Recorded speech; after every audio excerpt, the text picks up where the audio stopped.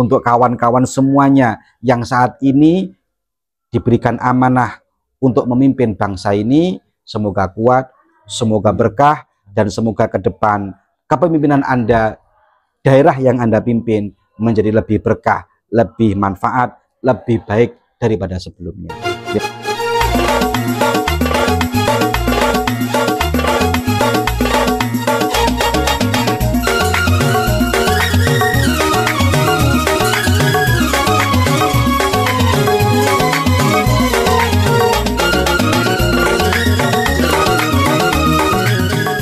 Berbicara soal keadilan, bagaimana seorang pemimpin itu bisa menerapkan keadilan, khususnya dalam masalah kekayaan dan hak-hak masyarakat. Ya, bagus. Ya, masalah keadilan kan begini ya. Kita sering melihat ya, terkadang tidak bisa membedakan antara bagaimana dia untuk digunakan untuk tugasnya dan untuk masyarakatnya. Kalau kita ingat ceritanya Sayyidina Umar ibn Khattab, ketika ada anaknya mau matur, mau bicara tentang apa, kalau mau bicara tentang urusan pribadi, saya matikan lampu ini. Karena lampu ini pakai Baitul Mal. Tapi kalau mau bicara tentang urusan negara, silahkan lampunya saya terangkan, agar kita bisa bicara dengan enak. Loh, ini Sayyidina Umar. Ya? Bukan mobil dinas inilah ya. Bukan mobil dinas ini, tapi lampu. Lampu. Lah, pemimpin yang baik itu ya pemimpin yang bisa memposisikan, menyadarkan dirinya sendiri bahwa ketika dia dengan keluarga berarti dia adalah untuk keluarganya, tapi ketika dia untuk umat, maka dia adalah pemimpin umat. Coba kita lihat. Sayyidina Umar itu ketika memimpin sidang dengan para punggawa-punggawanya, tegasnya luar biasa. Hebatnya luar biasa. Tapi ketika di rumah menjadi sosok seorang ayah, bagaimana lembah lembutnya Sayyidina Umar. Umar itu. Sayyidina Umar itu jangankan orangnya, lampet kakinya saja setan mereh. Itu Sayyidina Umar. Umar. Rasulullah coba kita lihat kepemimpinannya. Bagaimana ketika Kanjeng Nabi? Kanjeng Nabi itu aspek apa yang tidak sukses? Semua aspek Kanjeng Nabi sukses. Panglima perang, sukses. Memimpin negara, sukses. Menyatukan orang, sukses. Bahkan sebelum Kanjeng Nabi diutus jadi Nabi, sudah sukses dulu menyatukan orang Mekah ketika mau itu. Ketika meletakkan batu Hajar Aswad itu, Kanjeng Nabi sudah bisa. Tapi coba lihat tegasnya Kanjeng Nabi. Tapi ketika Kanjeng Nabi di rumah, bagaimana Kanjeng Nabi memposisikan beliau sebagai kepala rumah tangga yang baik. Artinya kalau saya melihat seperti ini, pemimpin yang baik, ya tetap harus bagaimana kesadaran dirinya, agar dia ketika menjadi pemimpin, memposisikan, akui loh pemimpin seiki. Tapi ketika di rumah, ketika kumpul keluarga, taruh semua itu, kata pemimpin, jadilah hangat untuk keluarganya masing-masing. Khairukum li ahlihi. Kalian itu sebaik-baiknya orang adalah orang yang paling baik kepada keluarganya. Jadi kira-kira seperti itu. Jadi terkait harta yang dimiliki pemimpin, jika itu didapatkannya dari hasil memimpin, misalnya dapat mobil dinas, lampu dan rumah dinas, itu hanya boleh digunakan ketika berdinas saja. Harusnya seperti itu. Harusnya ya. Harusnya seperti itu. Bukan gaji. Kalau ada orang dapat gaji, gaji sudah dimiliki dia, maka bebas untuk dia gunakan, mau untuk anaknya, mau untuk istrinya. Tapi kalau barang milik negara, ya mestinya ya, hasil basul masalahnya seperti itu. Barang milik negara, lampu milik negara, mobil dinas milik negara, ya mestinya digunakan untuk kedinasan, bukan untuk pribadi. Kita contohkan dari Sayyidina Umar, ono lampu lampu kayak gini hidup di kantor, anaknya mau bicara, dimatikan lampunya karena bukan bicara urusan negara. Tapi ya sekarang sulit cari yang seperti itu ya. Sulit cari yang seperti itu. Sulit sekali. Bicara semuanya ya. Tapi lepas dari itu semua, kata para ulama, sebobrok-bobroknya sebuah negara yang ada pemimpinnya, itu lebih baik dari sebuah negara yang tidak ada pemimpinnya. Saya masih ingat. Jadi guru kita, kalau nggak salah mengutip dalam kitab Ihya Ulumuddin, satu negara walaupun terlihat di situ kurang baik, tapi ada pemimpinnya dan pemimpinnya kurang baik, itu lebih baik daripada satu negara, satu komunitas, walaupun itu baik, tapi tidak ada pemimpinnya. Kenapa?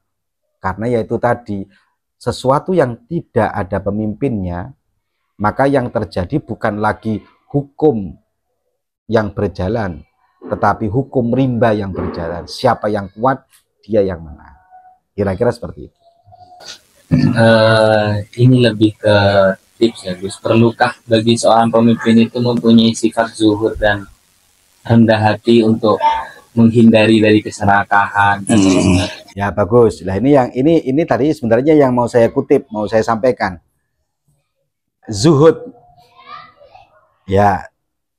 Jangan orang bicara zuhud itu seakan-akan zuhud itu sifat yang berat sekali ya. Kita ini kalau kadang-kadang bicara santri zuhud, kok abote zuhud? Zuhud itu apa tuh? Zuhud itu apa? Orang nggak boleh kaya? Bukan. Zuhud itu bukan orang yang nggak boleh kaya. Zuhud itu hati. A'maliyatul qulub. Perilaku hati itu zuhud. Zuhud itu orang seperti apa? Zuhud itu meletakkan dunia tidak di hatinya, itu zuhud. Guru saya pernah dawuh seperti ini. Saya masih ingat. Boleh kalau kita butuh dunia, namanya zuhud apa tidak? Tidak. Kita butuh dunia itu bukan zuhud. Semua orang butuh dunia. Tidak ada orang yang tidak butuh dunia. Kalian punya anak, punya istri nanti buat bayar sekolah, buat bayar kuliah, semuanya butuh. Betul nggak? Tapi yang perlu kita perhatikan adalah jadikan dunia itu mirip seperti WC. Ya apa WC? WC itu kita butuh, tapi tidak ada orang yang cinta kepada WC. Ada tak orang yang bilang, WC I love you? Nggak ada. Bahkan kalau ada orang yang bilang WC I love you, itu berarti dia sudah nggak waras. Makanya benar jadi ulama itu. Kalau ada orang yang terlalu cinta dengan dunia, dia sudah seperti orang yang gila. Rakus. Sehingga ibaratnya ada orang yang suka dengan WC. Bagaimana kamu ketika ada orang yang bilang, wahai WC, I love you. Lah, pun pula masalah kepemimpinan. Kepemimpinan ini dibutuhkan. Bukan berarti kepemimpinan tidak dibutuhkan. Dibutuhkan. Dunia yang dimiliki pemimpin itu dibutuhkan. Karena bagaimanapun orang yang kaya itu lebih bisa mempengaruhi daripada orang yang tidak punya. Kita wajib mengakui itu. Orang yang punya harta itu lebih bisa mempengaruhi daripada orang yang tidak punya harta. Tapi menjadikan harta, menjadikan pemimpin bukan tujuan utama, bukan rakus akan kepemimpinannya. Dunia tidak menjadi tujuan utamanya, maka pemimpin yang seperti itu yakinlah dia adalah pemimpin yang ikhlas dan yang sukses. Maka bukan lagi satu anjuran pemimpin punya sifat zuhud, tapi kalau menurut saya pemimpin sudah keharusan punya sifat zuhud. Jangan kamu bayangkan zuhud itu bajunya compang-camping jelek, itu bukan. Ada orang yang kaya raya, dia zuhud, bisa jadi.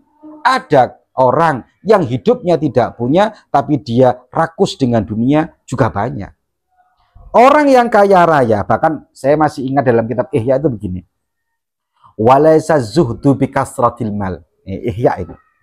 Zuhud itu bukan, zuhud itu pandangannya bukan dia tidak punya harta dilihat daripada banyaknya harta. Sehingga dikatakan, walaysa Sulaiman wa Sulaiman fi mulkihi minaz zuhad.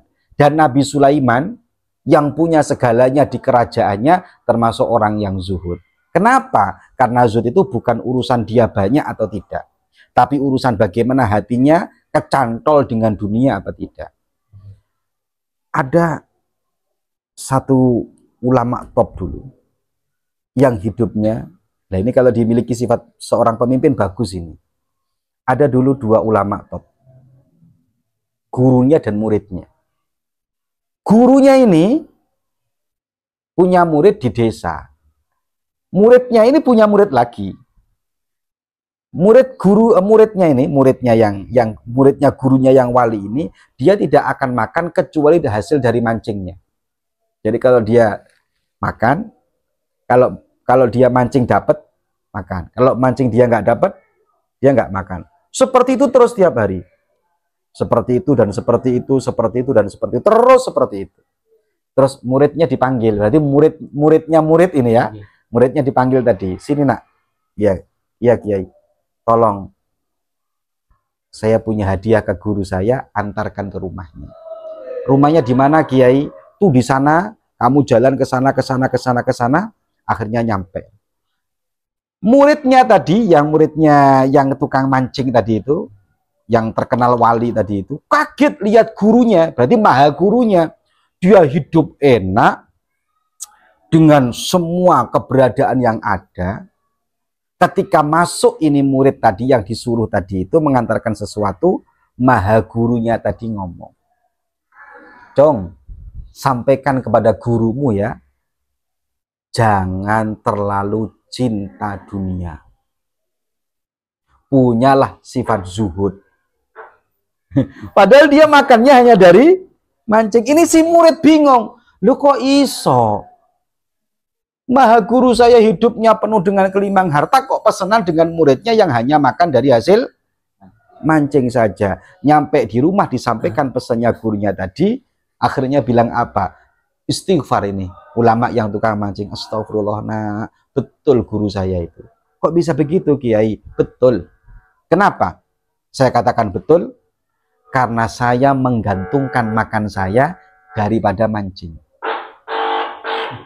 Menggantungkan daripada mancing. Sementara guru saya walaupun hidup dalam rumahnya yang serba mewah, dia tidak pernah menggantungkan hatinya kepada dunia. Artinya ada dimakan, tidak ada tidak dimakan. Itu artinya sifat zuhud itu bukan kehidupan dia yang miskin, tapi kehidupan hatinya yang tidak terpaut dengan dunia. Nah, pemimpin yang punya kayak gitu, walaupun dia punya segalanya, itu adalah calon pemimpin yang sukses menurut saya. Dan itu perlu dimiliki oleh pemimpin-pemimpin saat ini. Kira-kira seperti itu ya. Terus, ada lagi? Untuk pertanyaan berikutnya, Kiai, lebih ke pembicaraan konteks nasional.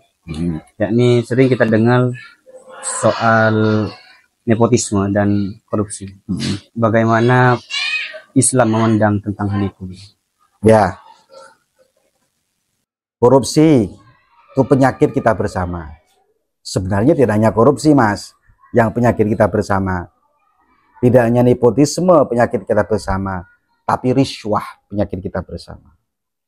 Dan riswah ini ya tidak hanya dari atas saja, bawah juga ada. Maksudnya dari atas ke bawah juga ada. Jadi penyakit kita sekarang ini yang paling dominan korupsi, nepotisme. Satu lagi kalau saya baca riswah. Apa riswah? Suap, ya, sogok atau suap. Tiga itu menurut saya penyakit terbesar. Kalau tiga ini bisa hilang, saat pemimpin-pemimpinnya insya Allah jadi baik semua. Kita tidak optimis, kita pesimis suatu saat Indonesia akan terhindar dari tiga ini ya. Amin Allahumma amin. Nah, bagaimana cara menghindari korupsi dan lain sebagainya? Kembali lagi ke tadi bahwa pemimpin itu amanah. Jadi pemimpin itu adalah amanah. Amanah semuanya akan dimintai pertanggungjawaban. Nah, kalau semua pemimpin meyakini dan semua pemimpin memahami bahwa dia dijadikan sebagai pemimpin ini adalah amanah, maka menyadari bahwa kepemimpinan saya ini amanah. Saya ini hanya diperintah untuk memimpin pun tidak selamanya amanah. Kalaupun orang-orang diawasi, ketahuan, tapi Allah yang Maha Tahu pasti tahu. Maka pemimpin yang merasa dirinya dinadroh oleh Allah, merasa dirinya bahwa itu hanyalah sebagai amanah yang dititipkan kepada dirinya, maka rasa takut untuk korupsi, rasa takut untuk mengambil sesuatu yang bukan haknya, bahkan untuk tidak bekerja dengan baik, bukan korupsi, untuk tidak datang lebih awal, untuk tidak melakukan tindakan yang lebih baik, itu saja mereka pasti akan takut. Dan harapan saya, nah ini harapan saya ini.